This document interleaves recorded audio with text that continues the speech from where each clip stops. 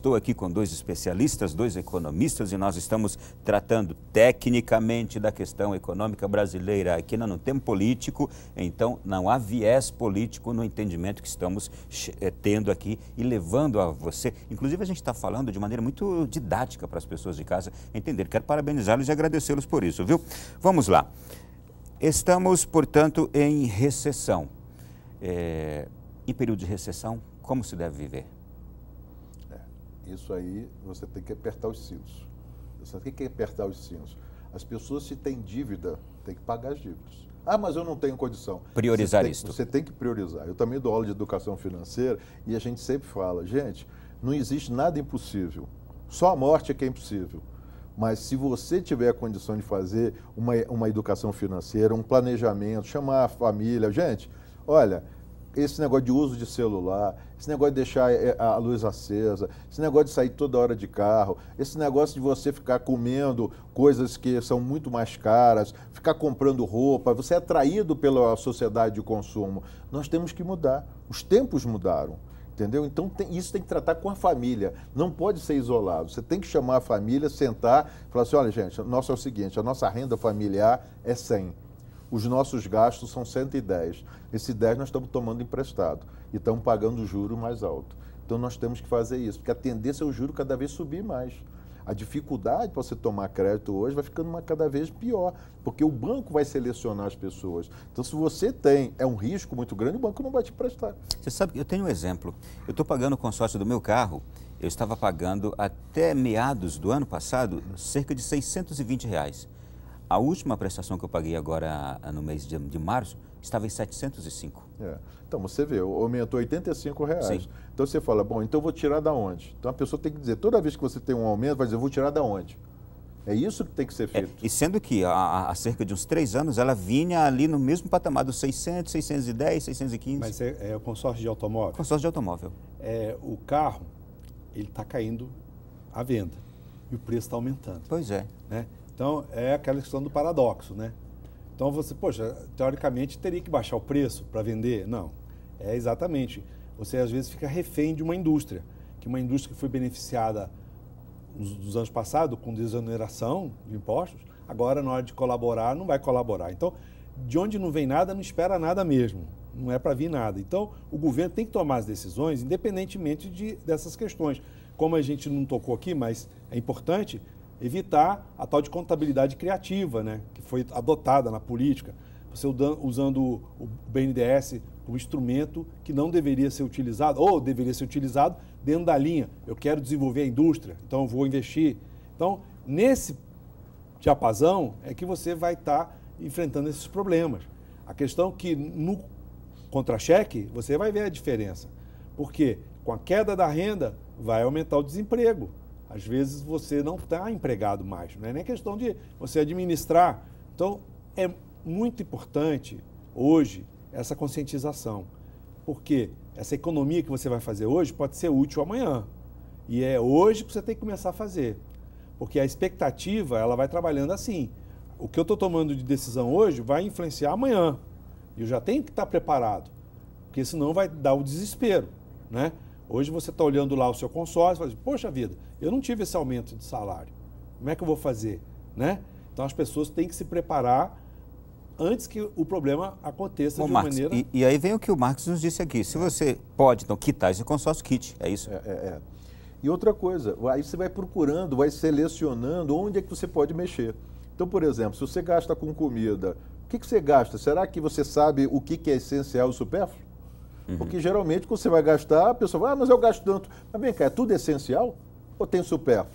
Ah, tem supérfluo, então dá para cortar ou diminuir. Tudo isso daí tem que ser feito o ajuste. É muito melhor fazer agora, cortar agora e se adequar, do que ter que tomar dinheiro emprestado. Eu volto. O cartão de crédito, por exemplo, cheque especial, isso daí são instrumentos poderosíssimos a favor dos bancos e contra as pessoas. As pessoas têm que entender isso, que hoje a facilidade é você ter um cartão de crédito. Quantos cartões de crédito? Você vê a pessoa abre, tem não sei quantos cartões de crédito. Só que aquilo ali é um crédito rotativo. As pessoas têm que ter dinheiro para pagar, senão vão pagar um juro salgado. Bom, eu volto já a essa questão aí de nós nos precavermos. Só quero voltar aqui naquela proposta que fiz no final do bloco anterior, política social do governo. Foi a moeda das reeleições do Partido dos Trabalhadores. O que há de bom nessa política social, e a gente entende que há muita coisa boa, mas o que também não é bom nessa política social, essa distribuição de renda da forma que é feita, Bolsa Família, Bolsa A, Bolsa B e C. Desde pequeno, a gente, pelo menos como economista, né? Meu pai também era economista e ele vai ensinar a pescar, você não dá o peixe. Então, a pessoa tem que ter a cidadania também, tem que ter um orgulho de pertencer a uma sociedade. Então, o que a gente viu ultimamente é um assistencialismo. Muitas vezes, a pessoa prefere não ir nem trabalhar porque tem que estar garantido aquela rendazinha lá. Então, esse aspecto, eu acredito que o governo não olhou e acabou aumentando bastante os gastos e favorecendo, muitas vezes, a corrupção. Porque existem casos, inclusive, de esse programa Minha Casa Minha Vida, né, em que você paga um valor para o empreendedor construir a casa e a dívida vai ser paga pelo morador, né? Então, na verdade, você acaba criando um programa social que não vai ter o efeito esperado. Então, o assistencialismo que eu acho que deve ser combatido. Você tem que dar cidadania para as pessoas. Então, o fato de você aumentar a renda, possibilitar que essa pessoa venha a participar do mercado, isso é tudo correto e é justo. A pessoa ter sua casa, né, mas de uma forma em que ela produza para adquirir aquilo ali. Não simplesmente ganhe de mão beijada, né, porque não vai valorizar aquilo ali. Então, esse programa que a gente vê, os vários programas, e que estão sendo, a gente pode falar, o calcanhar de Aquiles do governo também, que as despesas aumentaram bastante e tem que fazer frente a esses investimentos, a esses gastos, né? Então, o governo ele começou a ser provedor dos investimentos. Também outra coisa errada, né? Então, a economia começou a depender muito do governo, dos gastos do governo. Então, se a gente for analisar o PIB do último ano anterior, você tem uma participação do governo muito grande nisso aí. Então, isso vai comprometendo toda a questão econômica. E vai baixar lá no pequenininho. Vai ter a dificuldade lá. Porque amanhã ele não vai ter mais condições de dar o pão, o leite que está dando de graça, ou ajudando o menino para a escola. O governo vai faltar aquilo ali. Como é que essa família vai sobreviver? Então, não tem retrocesso. A questão social tem que ser daqui para frente, o que foi dado, e melhorar e melhorar a eficácia e a eficiência desses programas. Muito bem. Nas campanhas eleitorais, o governo disse que não abriria mão de fato dos programas sociais e a oposição, o Aécio, dizia que ia melhorar, qualificar e de fato fazer essa fiscalização para os casos onde houvesse erros, não é? Isso, de fato, imagino que o governo agora também já está fazendo o que precisa fazer, inclusive por causa da receita, da fonte ali que... se tem algum gargalo, precisa ser tirado desses programas sociais, né? Eu vejo um atraso muito grande, isso que o Berra colocou, que existe um atraso. Por isso que a gente fala que toda vez que a gente vai fazer uma análise econômica, tem que levar em consideração a questão política, a questão social, né? Então, sempre eu falo para o pessoal, não adianta você ler os livros de economia, que aquela matemática, aqueles modelos, sem você olhar toda a evolução, desde a época das capitanias hereditárias. Nós temos uma tradição, e eu tenho uma dupla cidadania, eu sou português também, porque o meu avô era português. Nós herdamos muita coisa do português. Você vai em Portugal também, você vê essas dificuldades. E a gente não conseguiu um processo de educação, de mudança de cultura, de hábitos, de costumes, para fazer com que as pessoas se sintam motivadas a ter uma recompensa dado o esforço que ela faz. Nós passamos a o quê? A ser assistencialista. Então, os modelos, você pode ver, quantas pessoas aqui passaram aqui como governador do Distrito Federal que doaram terrenos, lotes, casas, enfim. E esse hábito existe constantemente. As pessoas falam assim, você vai me arrumar um emprego? Você vai me arrumar um jeito de eu poder fazer algum tipo de vantagem? As pessoas não lutam por aquilo. Então, você acaba criando muito o assistencialismo. É claro que tem pessoas que não tem jeito. Tem pessoas que você não vai mudar isso daí. Mas a gente acaba generalizando os programas. Isso que ele falou da Minha Casa Minha Vida. Hoje em dia, as grandes construtoras pularam para o Minha Casa Minha Vida. Pô, o dinheiro é subsidiado. Você não tem nenhuma fiscalização. Outra coisa, o governo dá o dinheiro, subsidia e não fiscaliza. Dá o Bolsa Família, não fiscaliza. Entendeu? Então não é pura e simplesmente você chegar e tirar sua roupa e dar para uma pessoa necessitada. Você tem que fiscalizar isso daí, você tem que também desenvolver, paralelamente, programas de educação. O que nesses últimos anos que vimos essas vantagens dos programas sociais, o que aconteceu com a educação? Eu fui coordenador geral de finanças do MEC, no primeiro ano do governo Lula.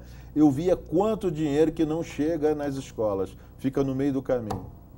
Por quê? Porque tem os líderes comunitários, prefeitos, enfim, vereadores, vou dizer assim, essa turma, né, que está no meio e não chega lá. Então, muito dinheiro vai para a saúde, para a educação, mas não chega efetivamente nas pessoas. E quem é que tem que fiscalizar isso?